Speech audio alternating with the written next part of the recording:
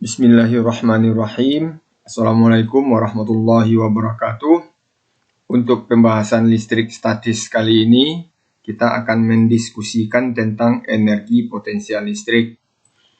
Energi potensial yang sudah dibahas di kelas 10 itu dilambangkan dengan EP kecil, bukan EP besar. Kalau EP besar ini, E ini artinya kuat medan listrik.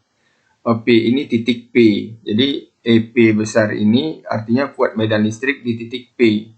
Kalau EP kecil, E ini energi, P ini potensial. Jadi EP kecil itu energi potensial.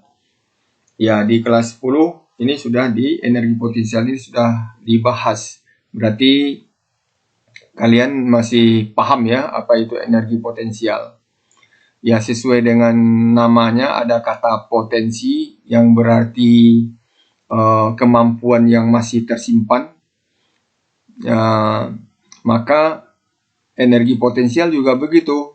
Energi potensial itu artinya energi yang tersimpan di dalam benda misalnya. Energi potensial itu. Misalnya di kelas 10 juga sudah bahas energi potensial pegas. Itu artinya energi yang tersimpan di dalam pegas. Bagaimana cara menyimpan energi di dalam pegas itu?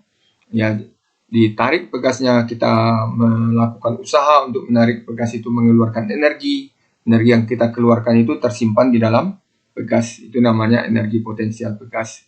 Untuk lebih jelasnya kita lihat sekilas materi kelas 10 itu, di mana benda M yang beratnya tentu W sama dengan M kali G itu berada di titik 1 yang ketinggiannya H1 dari lantai. Untuk mengangkat benda atau menggerakkan benda itu ke atas dengan kecepatan konstan, dengan V-nya konstan, tentu perlu gaya F melawan W. Ya, supaya V-nya konstan ke atas, tentu F harus sama dengan W. Jadi kalau F sama dengan W, mungkin ada yang bertanya, sudah bergerak, bisakah benda bergerak ke atas kalau F sama dengan W? Ya, kalau kita lihat, kalau F sama dengan W, tentu resultan gaya yang bekerja pada benda ini sama dengan 0, karena F-nya berlawanan arah. Kalau berlawanan arah, kan F dan W berlawanan arah, tentu mencari resultannya tinggal diselisihkan aja, dikurangkan aja. Maka F kurang W tentu akan sama dengan 0, karena F sama dengan W ya. Maka sigma F-nya akan sama dengan 0. Kalau sigma F sama dengan 0, maka A-nya akan sama dengan 0, karena A sama dengan sigma F per M. Kalau A sama dengan 0, karena A itu kan artinya perubahan kecepatan. Percepatan itu artinya perubahan kecepatan tiap saat. Kalau A-nya 0 berarti tidak ada percepatannya, tidak ada perubahan kecepatan. Kalau tidak ada perubahan kecepatan, berarti memang bisa dua ya. Bisa kemungkinan benda itu diam, atau benda itu GLB, gerak lurus beraturan. Kalau gerak lurus beraturan kan artinya gerak yang lintasannya berupa garis lurus dengan kecepatan konstan. Jadi kalau A sama dengan 0, V-nya konstan seperti ini. Jadi dengan arti kata, kalau F sama dengan W, benda sudah bisa bergerak dengan kecepatan konstan ke atas. Maka kalau benda di titik 2, yang ketinggiannya H2 dari lantai, itu benda sudah berpindah sejauh S. Ada F, ada S, dan ada usaha. Maka usaha itu kan F kali S. Kalau usaha untuk memindahkan benda dari titik 1 ke titik 2, ya W12 sama dengan F kali S. F itu sama dengan W tadi, sama dengan M kali G. S itu H2 kurang H1, maka M kali G kali H2 kurang H1, itu W12. Mg boleh kalikan ke dalam, maka Mg2 kali dikurang MgH1. Maka MgH itu kan EP, maka MgH2 itu EP2, MgH1 EP1. Maka kita bisa tulis EP2 kurang EP1. EP2 kurang EP1 kan boleh ditulis delta EP, maka W12 itu sama dengan delta EP. Nah, ini yang perlu dipahami. Usaha untuk memindahkan benda ke titik 1, dari titik 1 ke titik 2 itu sama dengan perubahan energi potensial atau pertambahan energi potensial dalam hal ini. Jadi usaha yang kita lakukan itu berubah jadi energi potensial, kan itu artinya.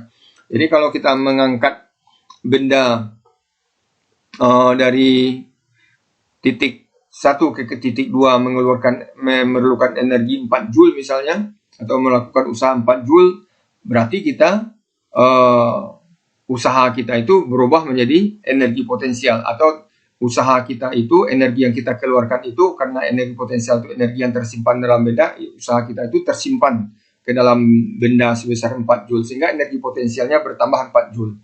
Jadi itu yang dimaksud energi potensial, energi yang tersimpan dalam benda. Untuk pembahasan energi potensial listrik, ini sangat penting diingat ya, atau dipahami. W12 itu sama dengan EP2 kurang EP1. Maka untuk energi potensial listrik itu, supaya kita dapat menjabarkan bersamanya, kita lihat muatan plus Q dan muatan min Q yang berada di titik 1. Tentu jarak min Q ke plus Q itu kita beri nama saja R1. Sehingga karena muatan tidak sejenis itu akan tarik-menarik, maka muatan min Q ditarik oleh plus Q ke bawah ini dengan gaya F1.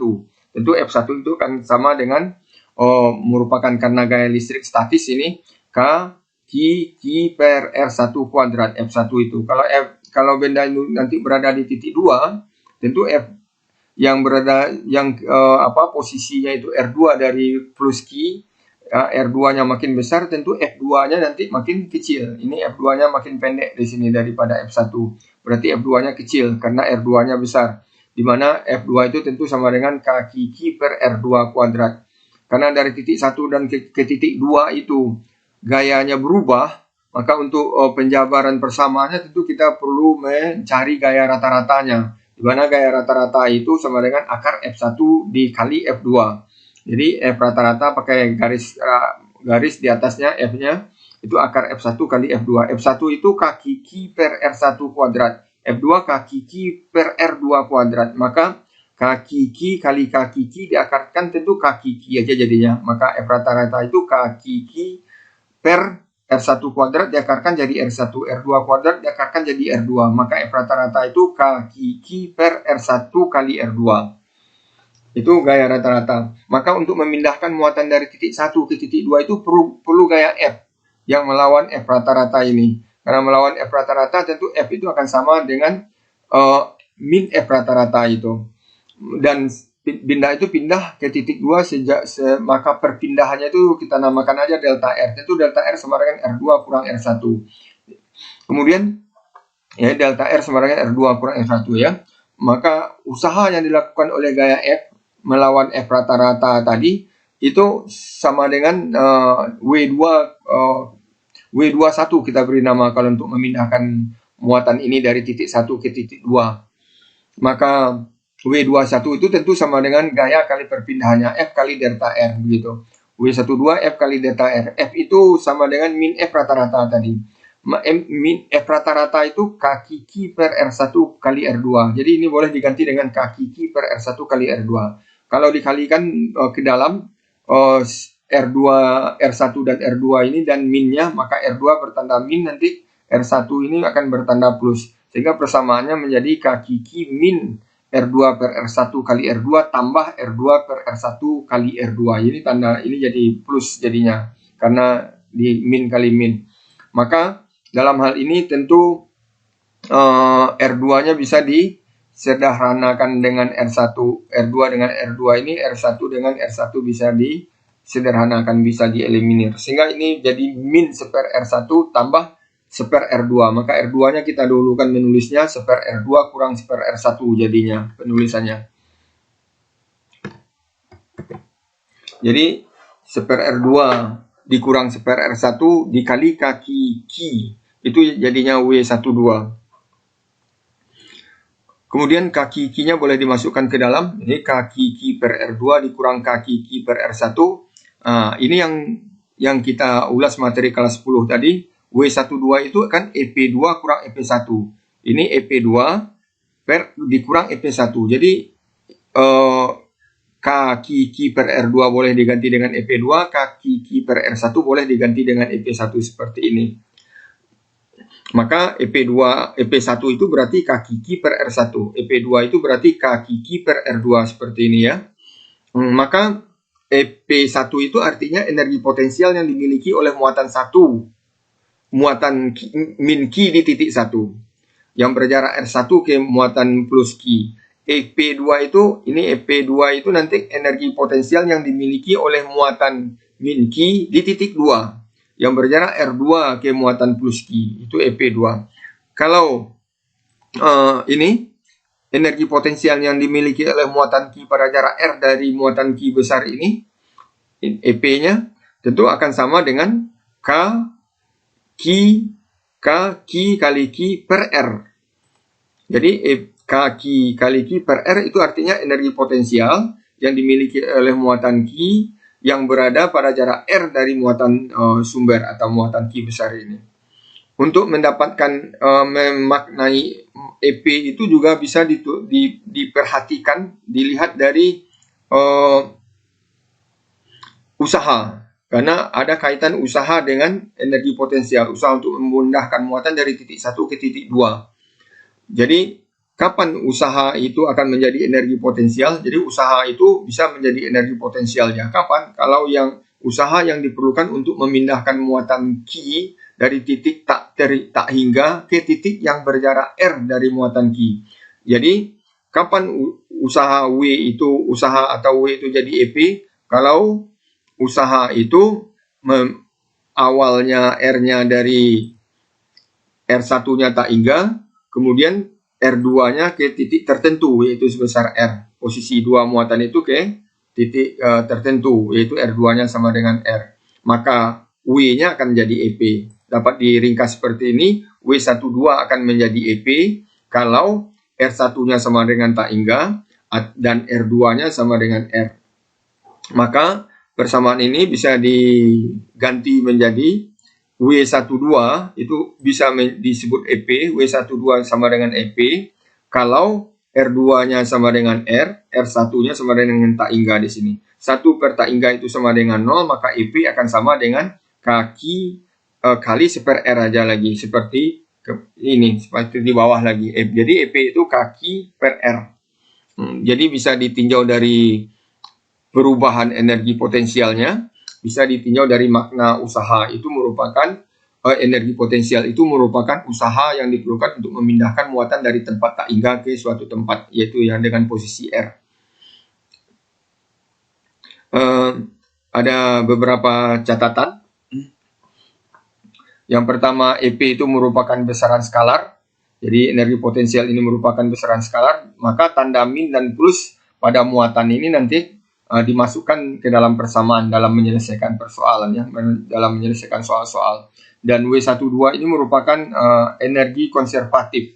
Jadi W12 energi konservatif itu energi yang tidak bergantung pada lintasannya, hanya bergantung pada posisi awal dan posisi akhir. Nanti di akhir contoh soal akan kita bahas.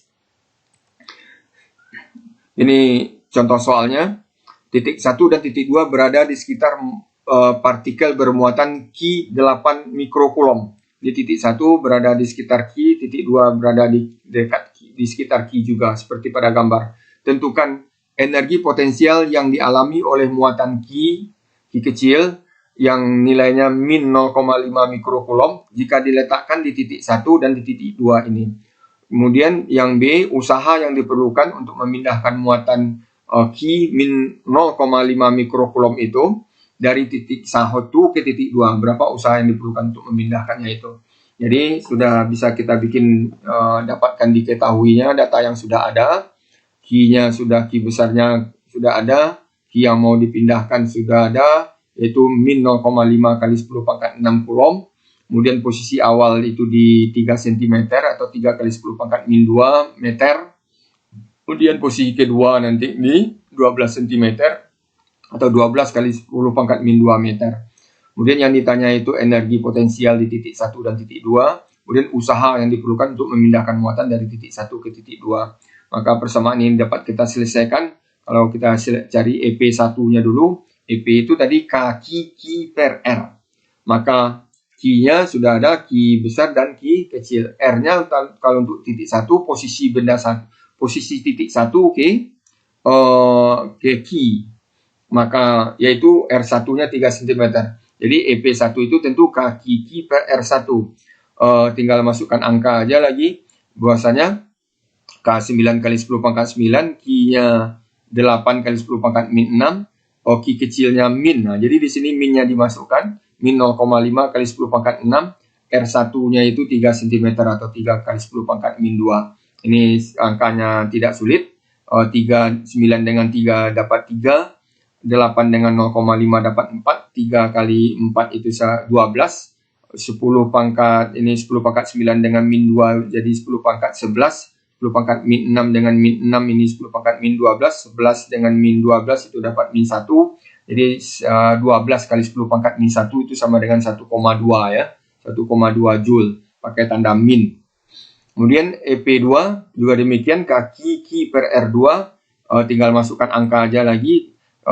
K-nya 9 kali 10 pangkat 9, Q-nya 8 kali 10 pangkat min 6, Q kecilnya min 0,5 kali 10 pangkat min 6, R2-nya itu 12 kali 10 pangkat min 2 meter. Maka ini juga persamaannya sederhana. 8 dengan 0,8 itu 8 dengan 0,5 ya, itu 4. 4 dengan 12 jadi 3.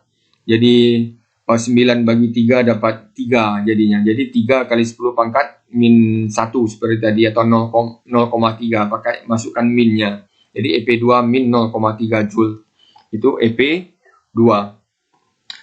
Untuk mencari usaha W12 ya sama dengan yang sudah kita bahas tadi. W12 tentu EP2 dikurang EP1. Jadi usaha untuk memindahkan muatan dari titik 1 ke titik 2 ya EP2 kurang EP1. EP2 itu min 0,3 Joule dikurang min 1,2 Joule. Kurang dengan min jadi plus dia. Jadi 1,2 kurang 0,3 jadi 0,9 Joule. Jadi usaha yang diperlukan untuk memindahkan muatan dari titik 1 ke titik 2 itu 0,9 Joule. Kalau kita robah gambarnya menjadi seperti ini, menjadi lebih sederhana, menjadi sejajar saja. Jadi bagaimana usaha untuk memindahkan muatan dari titik 1 ke titik 2 ini yang lintasannya lebih, kalau ini lintasannya lebih pendek ini berarti dibanding dengan yang awal ini lintasannya lebih panjang. Bagaimana usahanya? Karena usaha itu hanya bergantung pada EP1 dan EP2. Di sini EP1-nya tetap juga karena R-nya tidak berubah, tetap 3 cm, posisinya aja yang berbeda, maka energi potensialnya akan sama. Jadi dapat disimpulkan energi potensial itu maka usaha yang untuk memindahkannya tidak berubah karena energi potensial di titik 1 dengan titik 2 itu sama. Maka perubahan energi potensialnya sama. Perubahan energi potensial itu usaha yang diperlukan untuk memindahkan muatan dari titik 1 ke titik 2 itu. Maka energi potensial atau usaha itu tidak bergantung pada lintasan. Mau panjang lintasannya seperti ini, mau pendek lintasannya, maka energi usaha untuk memindahkan muatan itu sama saja. Maka usaha itu disebut dengan energi. Usaha itu merupakan energi konservatif karena tidak bergantung pada lintasannya, hanya bergantung pada kondisi awal dan kondisi akhirnya saja. Barangkali demikian uraian dan contoh soal untuk energi potensial listrik, untuk mengevaluasi, untuk lebih memahami konsep dan contoh soal dari energi potensial listrik ini. Ada 4 latihannya ya untuk evaluasi. Kalau seandainya ada pertanyaan dari soal ini, timbul pertanyaan dari soal ini, boleh ditanyakan di kolom komentar pada video ini ya. Supaya apa yang jadi permasalahan jadi dapat diselesaikan atau dipecahkan, sehingga pemahaman tentang konsep listrik, energi potensial listrik ini lebih dalam, lebih bisa dimengerti. Demikian, terima kasih. Mohon maaf atas segala kekurangan. Wabillahi taufiq wal hidayah. Assalamualaikum warahmatullahi wabarakatuh.